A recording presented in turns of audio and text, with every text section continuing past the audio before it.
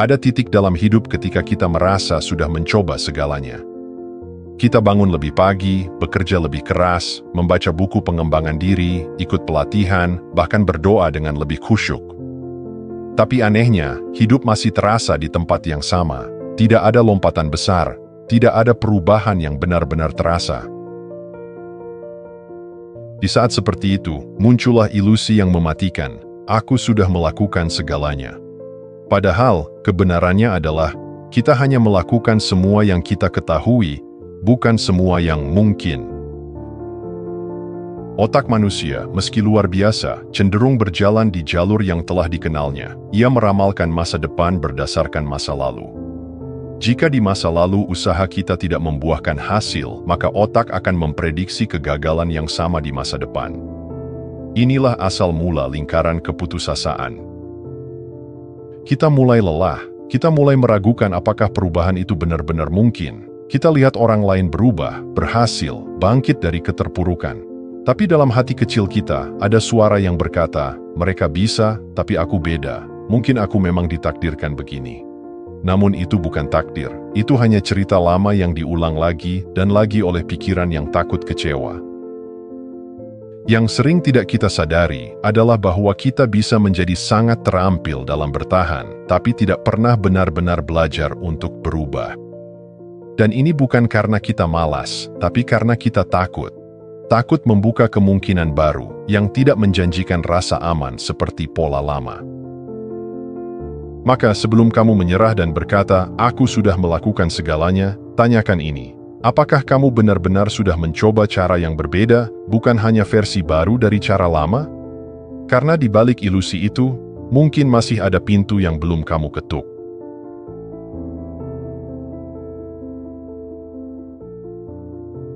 Bayangkan jika seseorang berkata padamu bahwa dirimu yang sekarang bukan versi final, bahwa kamu bisa mengubah cara berpikir, merasa, dan merespons dunia di sekitarmu, bukan sekadar motivasi murahan, tapi fakta ilmiah. Inilah yang dibuktikan oleh neuroplastisitas, kemampuan otak untuk membentuk ulang dirinya sepanjang hidup. Tak peduli usiamu, tak peduli seberapa lamanya kamu hidup dalam pola yang sama, otak bisa dibentuk ulang seperti tanah liat di tangan pemahat. Satu contoh mencolok datang dari Graham Phillips, seorang jurnalis skeptis yang menjalani meditasi selama 8 minggu. Hasil pemindaian otaknya menunjukkan perubahan signifikan. Area yang mengatur empati dan ketenangan membesar, sementara bagian yang terkait dengan stres menyusut. Dalam waktu kurang dari 2 bulan, struktur otaknya berubah dan hidupnya pun ikut berubah. Ini bukan keajaiban, ini adalah konsekuensi alami dari konsistensi. Ketika kamu melatih fokus, ketenangan, dan kesadaran baru, kamu sedang menciptakan jalur saraf baru. Jalur-jalur ini seperti jalan setapak yang, bila sering dilewati, akan menjadi jalan raya utama bagi pikiran dan perasaanmu. Dan dari sinilah perubahan sejati terjadi, bukan hanya dalam teori, tapi dalam pengalaman sehari-hari. Kamu jadi lebih cepat pulih dari luka emosional, tidak mudah terbawa stres, dan merasakan kelegaan yang dulu hanya angan-angan. Jadi jika kamu pernah merasa terjebak dengan label, aku memang begini orangnya, ingatlah, itu hanya peta lama, bukan medan sebenarnya, dan peta itu bisa digambar ulang.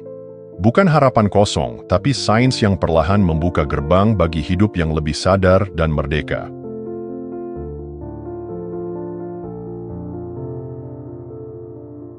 Menyakitkan, tapi jujur, setiap hari kita secara tidak sadar memilih untuk percaya pada cerita lama tentang diri kita. Kita mungkin berkata ingin berubah, namun tetap berjalan di lintasan pikiran yang sama. Seperti jalur hiking di hutan, semakin sering dilalui, semakin dalam dan jelas jalurnya.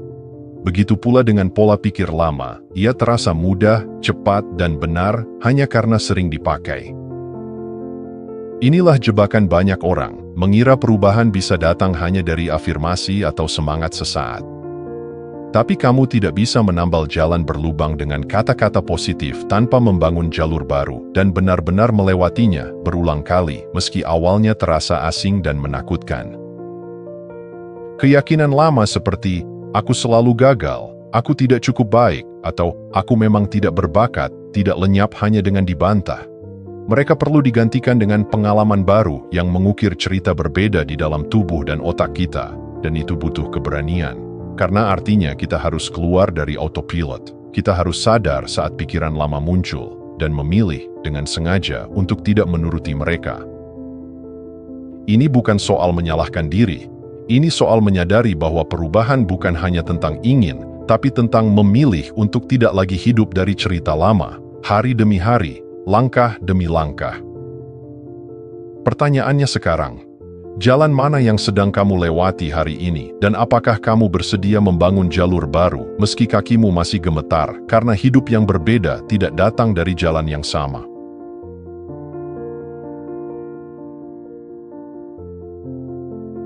Kita tidak bisa mengubah apa yang tidak kita sadari. Itulah sebabnya kesadaran, bukan motivasi, bukan tekad, adalah langkah pertama menuju perubahan sejati. Seringkali kita merasa ingin berubah, namun tetap terjebak dalam pola lama tanpa tahu mengapa. Kita membuat rencana, menetapkan niat, tapi selalu kembali ke titik yang sama. Ini bukan karena kamu malas, bukan karena kamu lemah, tapi karena ada blokir tak terlihat yang menghalangi jalurmu, keyakinan bawah sadar, respons tubuh, dan pola pikir yang bekerja di balik layar. Contohnya sederhana, kamu ingin lebih produktif tapi selalu menunda, ingin lebih sehat tapi terus sabotase pola makan. Ingin membangun hubungan sehat tapi justru menjauh ketika ada orang yang benar-benar hadir. Ini adalah bentuk sabotase diri yang sering tidak kita sadari. Kenapa? Karena di dalam tubuh dan otak kita, perubahan terasa tidak aman. Otak kita dirancang untuk bertahan, bukan berkembang. Ia lebih memilih yang familiar, bahkan jika itu menyakitkan, daripada yang baru dan belum dikenal. Maka, langkah awal adalah belajar mendengar. Apa yang sebenarnya sedang kamu lawan dalam dirimu? Apakah kamu takut gagal, atau lebih takut berhasil dan harus meninggalkan zona nyaman lama? Kesadaran bukan sekadar paham secara logika, ini tentang melihat dengan jujur, di mana aku menolak hidup yang sebenarnya aku minta. Perubahan bukan tentang menekan diri untuk bergerak maju, tapi membongkar hal-hal tersembunyi yang selama ini menarikmu mundur. Dan hanya ketika kamu berani menyalakan lampu di sudut tergelap pikiranmu, jalan baru pun mulai terbuka.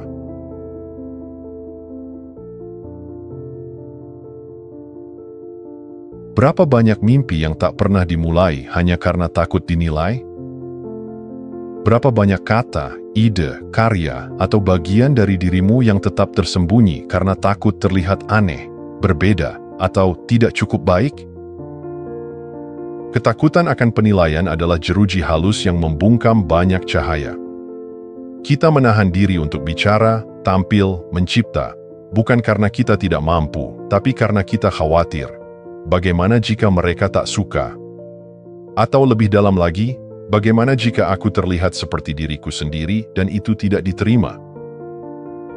Ketika ketakutan ini mengambil alih, kita mulai hidup versi yang lebih kecil dari diri kita. Kita menyesuaikan, kita bermain aman. Kita bicara dengan nada yang diharapkan, bukan yang jujur. Kita memilih untuk cukup baik daripada benar-benar autentik. Hasilnya, kita kehilangan kesempatan untuk menyentuh, menginspirasi, dan menciptakan dampak yang hanya bisa muncul dari versi diri yang utuh. Yang sering terlupa adalah, setiap orang yang kamu kagumi, mereka yang berani bicara, mencipta, menulis, menyanyi, memimpin, juga pernah takut. Tapi mereka tidak menunggu sampai takutnya hilang, mereka memilih untuk muncul bersama dengan ketakutan itu. Keberanian bukan berarti tidak takut. Keberanian adalah bertindak meski dinilai, karena tahu siapa kamu jauh lebih penting dari apa yang mereka pikirkan. Jadi tanyakan pada dirimu hari ini, bagian mana dari diriku yang sedang aku sembunyikan agar terlihat aman di mata orang lain? Dan bayangkan, apa yang mungkin terbuka jika kamu berani menunjukkan setitik lebih banyak dari cahayamu?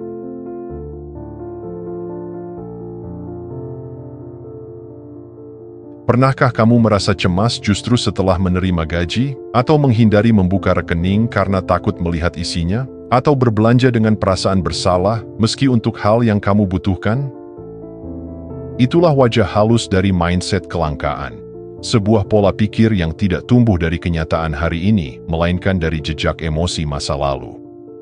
Kita tidak hanya diajari tentang uang, kita merasakan uang sebagai ketegangan, sebagai konflik, sebagai sesuatu yang selalu kurang. Dan tubuh kita mengingat itu semua. Ketika kamu tumbuh dalam atmosfer kekurangan, di mana uang selalu jadi masalah, pertengkaran, atau sumber kecemasan, maka secara tak sadar kamu belajar, berlimpah itu berbahaya.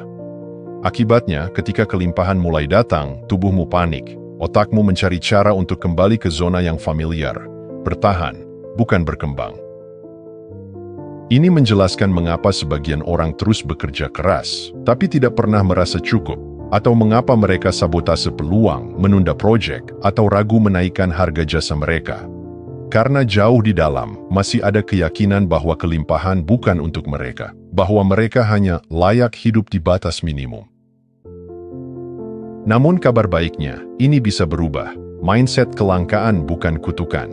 Ia adalah program lama yang bisa ditulis ulang dengan kesadaran, keberanian, dan konsistensi. Bayangkan jika uang bukan sumber ketegangan, tapi ekspansi, bukan alat bertahan, tapi saluran untuk berdampak. Untuk itu, kita perlu mulai mengubah bukan hanya cara kita mengelola uang, tapi cara kita merasakannya. Karena ketika tubuhmu merasa aman untuk menerima lebih, hidupmu pun akan mulai terbuka untuk lebih banyak. Bukan hanya dalam hal finansial, tapi juga dalam cinta, kreativitas, dan keberanian.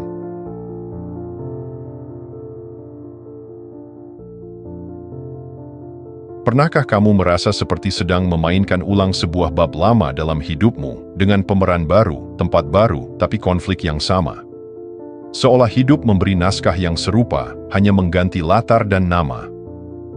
Ini bukan kebetulan, ini adalah hasil dari pola bawah sadar yang belum diurai.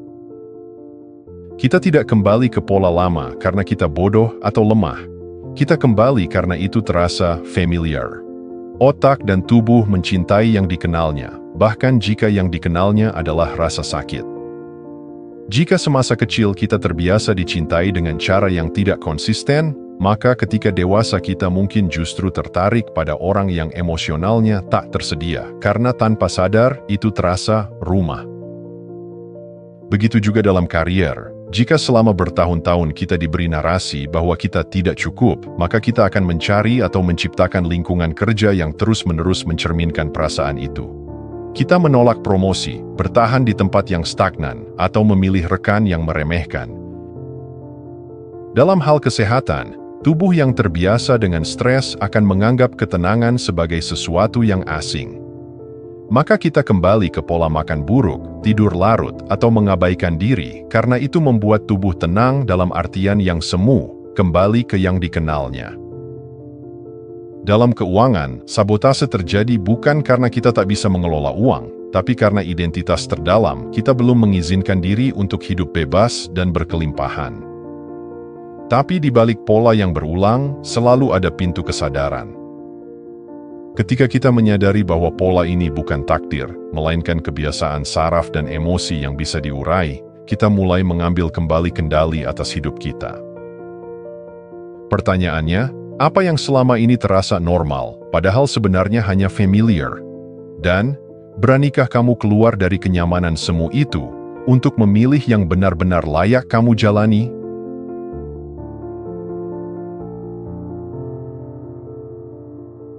Ada kalimat halus yang sering muncul di kepala kita, nanti. Dan di balik kata itu, tersembunyi begitu banyak kehidupan yang ditunda. Kita berkata, nanti kalau sudah punya waktu, nanti kalau sudah mapan, nanti kalau sudah siap. Tapi terkadang, nanti tidak pernah benar-benar datang. Kita hidup dalam ilusi bahwa akan ada satu momen ajaib, satu titik terang yang akan mengubah segalanya. Tapi kenyataan yang lebih jujur adalah, perubahan tidak datang dari luar, ia tumbuh dari dalam. Dari momen biasa yang kita pilih untuk jalani dengan luar biasa. Dalam relasi, kita menunggu seseorang datang untuk membuat kita merasa layak. Padahal, rasa layak itu harus tumbuh lebih dulu dari dalam sebelum kita bisa benar-benar menerima cinta yang sehat. Dalam karier, kita menunda ide, menunda langkah, menunda lompatan karena menunggu modal, dukungan, atau validasi. Padahal, kejelasan seringkali lahir di tengah proses, bukan sebelum kita mulai. Dalam kesehatan kita terus berkata, nanti kalau hidup tidak sibuk. Tapi kesehatan tak menunggu waktu luang, ia menunggu prioritas. Dan tiap detik tubuh kita mencatat, apakah kita memperlakukannya sebagai beban atau sebagai anugerah. Dalam kreativitas dan ekspresi diri, kita menanti izin. Dari siapa? Dari dunia, dari orang tua, dari pasangan, dari masyarakat? Tapi sejatinya, kita hanya perlu satu izin, dari diri kita sendiri. Penantian yang terus-menerus seringkali adalah bentuk penundaan yang dibungkus rapi oleh rasa takut, takut gagal, takut ditolak, takut bersinar terlalu terang. Tapi hidup tidak menunggu. Dan setiap hari yang kita tunda adalah potongan cahaya yang tidak kita pancarkan. Jadi tanyakan ini pada dirimu, apa yang sedang aku tunda karena merasa belum cukup? Dan, apa yang bisa aku mulai hari ini, meski kecil, sebagai bentuk keberanian untuk hidup sepenuhnya sekarang?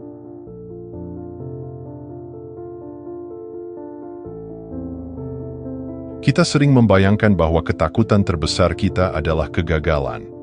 Tapi lebih dalam dari itu, lebih sunyi dan tersembunyi adalah ketakutan untuk tidak diterima, ditolak, dijauhkan karena menjadi diri sendiri.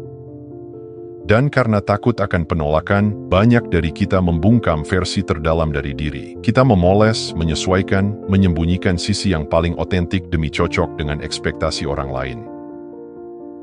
Dalam relasi, kita menahan perasaan, tidak berkata jujur, dan berpura-pura baik-baik saja karena takut dibilang terlalu sensitif atau terlalu banyak drama.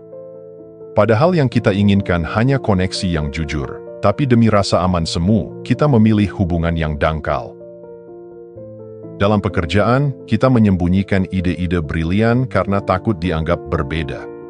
Kita memotong impian jadi lebih kecil agar tidak terlihat ambisius. Kita menyesuaikan diri sampai nyaris lupa siapa diri kita sebenarnya. Dalam keluarga, kita menekan keinginan sendiri demi menjaga harapan orang tua. Kita takut mengecewakan mereka, takut terlihat tak tahu balas budi. Padahal, mengabaikan suara hati sendiri jauh lebih menyakitkan. Dalam ekspresi diri, kita menunda berbicara, menulis, bernyanyi, mencipta, karena takut ditertawakan. Tapi apa gunanya bakat, suara, dan cahaya jika tak pernah diberi kesempatan untuk muncul ke permukaan? Penolakan memang menyakitkan, tapi menolak diri sendiri jauh lebih melumpuhkan. Dan dunia tidak butuh versi kita yang dipoles mati-matian. Dunia butuh keberanian kita untuk menjadi otentik. Jadi hari ini, tanyakan pada dirimu, di mana aku sedang meredupkan cahayaku agar orang lain merasa nyaman? Dan, apa yang mungkin berubah jika aku berani menyinarinya, walau hanya sedikit saja, hari ini? Terima kasih sudah menonton. Jangan lupa like, komen, dan subscribe untuk dukung channel ini terus berkembang. Sampai jumpa di video selanjutnya.